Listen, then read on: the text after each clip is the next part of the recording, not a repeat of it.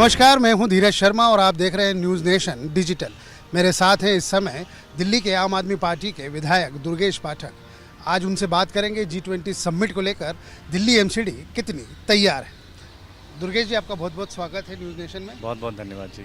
G20 सम्मेलन हो रहा है, ये देश के लिए एक बड़ी बात है, दिल्ली के लिए एक बड़ा मौका है और इसके लिए एमसीडी ने काफ़ी तैयारियाँ की हैं। कितनी तैयार है दिल्ली अभी? देखिए, एमसीडी के लिए जो सबसे बड़ी समस्या थी, सबसे बड़ा चैलेंज मैं कहूँगा, वो ये था कि जब आप दिल्ली को पिछली बार आप देखते हैं, पिछले साल जब दिल्ली को स्वच्छता सर्वेक्षण में दिल्ली का स्थान देखते हैं तो 48 शहरों में 47वें स्थान पे दिल्ली थी। तो मतलब एक तरीके से बहुत बुरा हाल था। उस दिल्ली को वहाँ से लाकर 6 महीने में दिल्ली को इस लेवल पे ब्यूटीफाई करना, कि इस तरह से साफ़ करना कि लोग चर्चा करने लगे कि हाँ यार, साफ़ सफाई तो बहुत शानदार हो रही है। ये एक बड़ा चैलेंज था। आप समझिए कि दिल्ली में लगभग 11,000 टन कूड़ा डेली प्रोड्यूस होता है और वो कूड़ा सेग्रीगेट नहीं होता, वो कूड़ा कहीं भी फेंक दिया जाता है, वो कूड़ा किसी भी गली में फेंक दिया जाता है, कहीं भी सड़क पे फेंक दिया जाता है।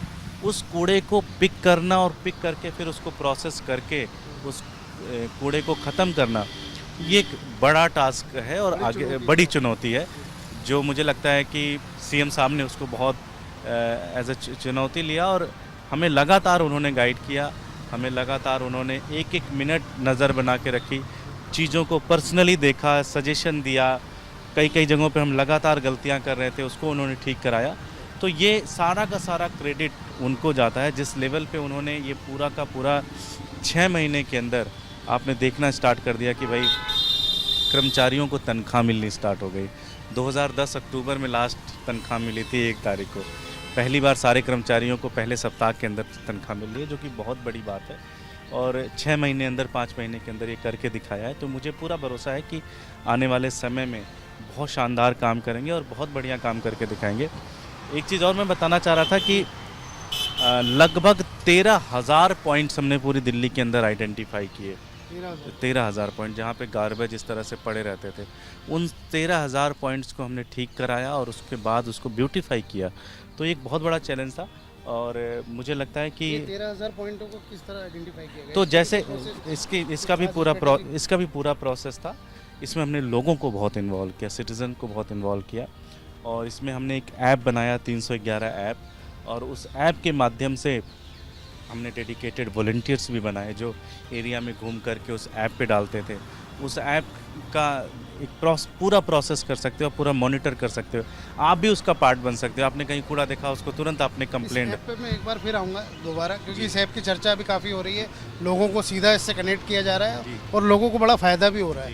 ये 311 का भी कैसे प्लान करा, क्या था इसका? देखिए, अब एक तो ये है कि एमसीडी के अपने ऑफिसर्स हैं, हमारे काउंसलर हैं, हमारे एमएलएज हैं, लेकिन उसकी भी एक बैंडविड्थ है। कोई भी बड़ा प्रोग्राम आप तब तक हिट नहीं कर सकते जब तक उसमें पब्लिक पार्टिसिपेशन ना हो और पब्लिक पार्टिसिपेशन एट लार्ज ना हो, कि सब लोग मिलकर उसमें पार्टिसिपेट करें। कूड़ा एक ऐसा सब्जेक्ट है जिसको आप 10 लोग, 15 लोग, 20 लोग मिलकर सिस्टम तो बना सकते हैं, लेकिन अगर आपके पास रिपोर्ट ही नहीं आएगी कूड़ा कहाँ है, तो आप कैसे ठीक करेंगे? तो एक तो तरीका है कि आपने हेल्पलाइन नंबर पे फ़ोन कर दिया। अब हेल्पलाइन नंबर पर आपने कह दिया जी लोधी रोड पे कूड़ा पड़ा हुआ है।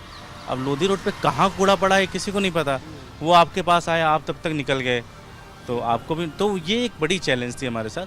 तो 311 ऐप के साथ सबसे शानदार बात क्या है कि आप जैसे ही कंप्लेंट डालते हैं उसका गूगल लोकेशन आ जाता है। साथ ही साथ वो कंप्लेंट मान लीजिए तुरंत किसी एक ऑफिसर को मार्क हो जाती है और उसका नंबर आपके पास आ जाता है, तो आप भी डायरेक्ट फॉलो कर सकते हैं कि भैया हमने कंप्लेंट डाल दी है, ये साफ़ नहीं हुआ। दोनों के पास नोटिफिकेशन आ जाता है। दूसरी सबसे शानदार बात क्या है कि जैसे ही वो कंप्लेंट रिजॉल्व करेगा, उसकी ड्यूटी है 24 घंटे के अंदर उसको रिजॉल्व करे। रिजॉल्व करके उसके ऊपर फोटोग्राफ डालता है। फोटोग्राफ डालने के बाद आप खुद दिख जाते हो कि साफ़ सफाई हुई है नहीं, तो आप भी अपना फीडबैक लिख सकते हो।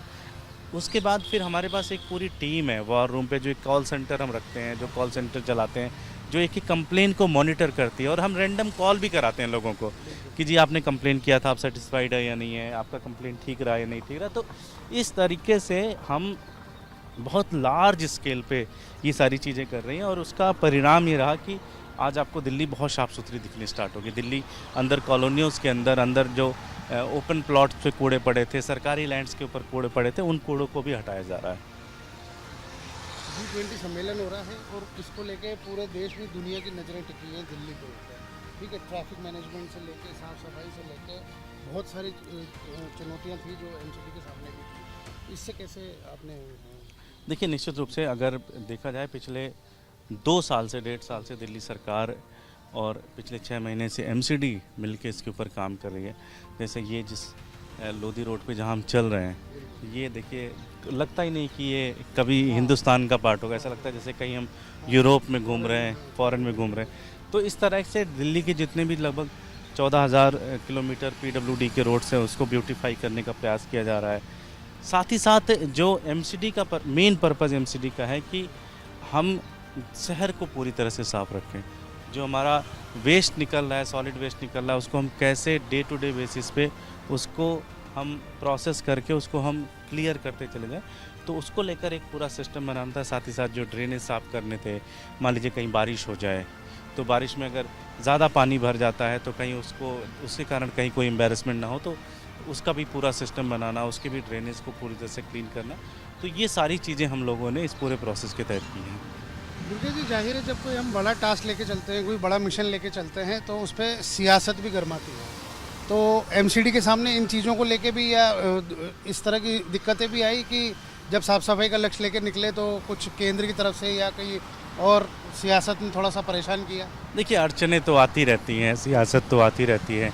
अधिकारियों को बुला बुला के धमकाया गया, उनको हमारे फ़ंड रोके गए, एमसीडी के फ़ंड रोके गए, पीडब्ल्यूडी के फ़ंड रोके गए, सेवा विधेयक लाके दिल्ली सरकार को पूरी तरह से ठप करने की कोशिश की। ये तो सारी कोशिशें आप देख ही रहे हैं, लगातार हो ही रही है सारी चीज़ें। लेकिन हमारे जो अरविंद केजरीवाल जी हैं वो भी बड़े ज़िद्दी हैं। उन्होंने ठान रखा है कि दिल्ली को ठीक करना है तो दिल्ली को ठीक करके ही रखेंगे वो। और जनता इतना प्यार करती है कि उनको ताकत मिलती है। और ये जितनी भी चीज़ें हो रही हैं उसको मिलकर भी वो ठीक कर रहे हैं, और उनके कारण ही है जो हम ये सारा चेंज दिखते चले जा रहे हैं। तो सफाई को जो हम सफाई, चकाचौंध, लाइटिंग और सब देख रहे हैं, दिल्ली का एक बड़ा विस्तार देख रहे हैं, तो इसको खाली G20 समिट से जोड़कर देखा जा रहा है। तो इसको आप कैसे देख रहे हैं कि ये तो आप 365 दिन की हमारी सफाई का लक्ष्य है? ये आपका सबसे बेहतरीन प्रश्न है कि क्या ये G20 के लिए किया जा रहा है या ये 365 दिन रहेगा। हमारी जो कोशिश है कि ये 365 दिन, G20 एक पड़ाव है, 365 दिन ऐसा रहे दिल्ली, ये लक्ष्य है। ये लक्ष्य है कि ये, और इस लक्ष्य को पूरा करेंगे। हमारा G20 एक तरीके से हमारी सरकार बनी 6 महीने के अंदर G20 हमारे पास आ गया। तो G20 तो एक हमारे लिए और आत्मबल मिला कि भाई और मेहनत करके करेंगे और सारी चीज़ों को ठीक करेंगे। लेकिन हमारा पर्पज़ यही है कि हम किस तरह से इसको 365 दिन तक सस्टेन करें इसको, ना कि एक दिन साफ किया और 5 दिन कूड़ा पड़ा हुआ, ना, सस्टेन करना। हर दिन ऐसी व्यवस्था रहे, हर दिन इस तरह से चीज़ें ठीक चलें, इस पे कोशिश कर रहे हैं। इसको लेकर एमसीडी ने कोई खास प्लानिंग की है कि हम महीनों के हिसाब से कुछ तैयारी करेंगे कि वेदर के हिसाब से हमारी अलग तैयारी होगी? इसके ऊपर तो इसका सिस्टम तो रहता ही रहता है। गर्मियों के लिए अलग प्लानिंग होती है, ठंडी के लिए अलग प्लानिंग होती है, हर समय के हिसाब से भी प्लानिंग होती है। लेकिन सिस्टम इन प्लेस ऐसा हो जाए कि कभी भी कोई टाइम हो, कोई महीना हो, कोई दिन हो, लगातार काम होते रहें, आपकी जो ग्रीवेंसेज हैं वो लगातार ठीक होती रहें, साफ होती रहते हैं। आम आदमी पार्टी जब आई तो एजुकेशन मॉडल का नाम दुनिया भर में फैला, ख़ासतौर पर देश में तो दिल्ली के एजुकेशन मॉडल की चर्चा भी होती है। तो जिस तरह एजुकेशन मॉडल के लिए हमारे यहाँ से रिप्रेजेंटेटिव गए, वहाँ जाकर ट्रेनिंग लेकर आए, विदेशों से भी चीज़ें सीखी और कुछ अच्छी चीज़ें थी जो हमने अडॉप्ट की। तो एमसीडी इसको लेकर कुछ तैयारी कर रही है कि यहाँ से भी जाएं ट्रेनिंग लेके कुछ अच्छी चीज़ों को? आप देखिएगा धीरे धीरे एजुकेशन में तो हम भेज ही रहे हैं ट्रेनिंग के लिए। जैसे आज एजुकेशन की चर्चा हो रही है, आप देखना 1.5 से 2 साल में सफाई की चर्चा होगी पूरे दिल्ली की। पूरे देश के लोग आएंगे दिल्ली साफ़ सुथरा करने के लिए, उसके लिए भी पूरा प्लान बनाया है। सफाई कर्मचारियों की ट्रेनिंग की बात हो या अधिकारियों की ट्रेनिंग की बात हो, ये सारी चीज़ें करेंगे। एक बार फिर G20 पर आऊँगा क्योंकि G20 इस समय सबके केंद्र का विषय है। G20 की तैयारियों को लेकर आपने कितना खर्च किया है? एमसीडी ने अभी तक कितना खर्च किया है और केंद्र की तरफ से कितनी नहीं, केंद्र की तरफ से तो हमें कोई खास मदद नहीं मिला। जो भी हमारा पीडब्ल्यूडी और एमसीडी की तरफ से हमारा जो इंटरनल बजट था उसको ही हमने अच्छे से इसको यूज़ करके ठीक किया है। केंद्र सरकार से हमें कोई मदद नहीं मिला। तो अभी कितना तकरीबन खर्च हुआ होगा एमसीडी का कुछ? ये तो मैं आपको आंकड़ा दे दूंगा, क्योंकि ये ऐसा नहीं कि एक दिन या 10 दिन या 15, हम पिछले 1 साल से 6 महीने से लगातार इस पूरे प्रोसेस में लगे हुए हैं। चाहे वो सफाई का हमारा बजट हो, उसको ज़्यादा से ज़्यादा हम खर्च कर रहे हैं। इसी तरह से दिल्ली सरकार अपना चीज़ों पीडब्ल्यूडी से रिलेटेड चीज़ें कर रही है, तो फंड भी हम पूरी तरह से खर्च कर रहे हैं। पर्पज़ यही है कि दिल्ली साफ़ सुथरी हो, बेहतरीन हो, जो हमारे अतिथि आ रहे हैं उनको कहीं से भी कोई परेशानी ना हो। एक आखिरी सवाल कि एमसीडी की अभी तक की क्या सबसे बड़ी उपलब्धि है और एक सबसे बड़ी चुनौती किस चीज़ को आप अब देख रहे हैं? देखिए, मेरे हिसाब से एमसीडी की सबसे बड़ी उपलब्धि 2 है। पहली, 6 महीने में अगर मैं कहूँ आम आदमी पार्टी सरकार की, अरविंद केजरीवाल जी की सरकार की, सबसे पहली दिल्ली के अंदर जो साफ़ सफाई की क्रांति हो रही है, दिल्ली को जो साफ़ सुथरा किया जा रहा है, ये कभी किसी ने नहीं देखा था। कभी किसी ने सोचा नहीं था कि दिल्ली भी साफ़ सुथरी हो सकती है, इतनी शानदार अरेंजमेंट हो सकती है, इतनी शानदार व्यवस्था हो सकती है। ये मेरे हिसाब से प्रोबेबली सबसे बेस्ट अभी तक का नंबर 1 हमारा अचीवमेंट है। दूसरी जो हमारी अचीवमेंट है वो है जो हमने कर्मचारियों को समय पे तनख्वाह दिया। ये मेरे हिसाब से 2 सबसे बड़ी जो आपने चुनौती कहा, मैं चुनौती को भी 2 चुनौती कहूँगा, एक चुनौती नहीं कहूँगा। पहला ये कि 365 दिन दिल्ली साफ़ रहे, दिल्ली शानदार रहे, कहीं भी कूड़ा ना दिखे, ये चुनौती है। और दूसरी चुनौती है कि इस एमसीडी को भी हम प्रॉफिट में लेके आ जाए, ये दूसरी बड़ी चुनौती है।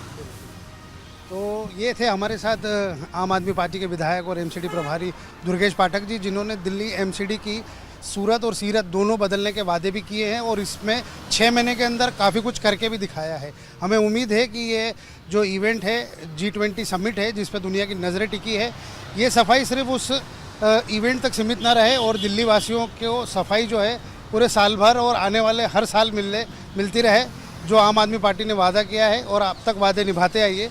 तो उम्मीद है कि आगे भी ये वादे पूरे होंगे। मैं हूँ धीरज शर्मा और कैमरामैन अतुल जी के साथ मुझे इजाज़त दीजिए और बने रहिए न्यूज़ नेशन डिजिटल के साथ। नमस्कार।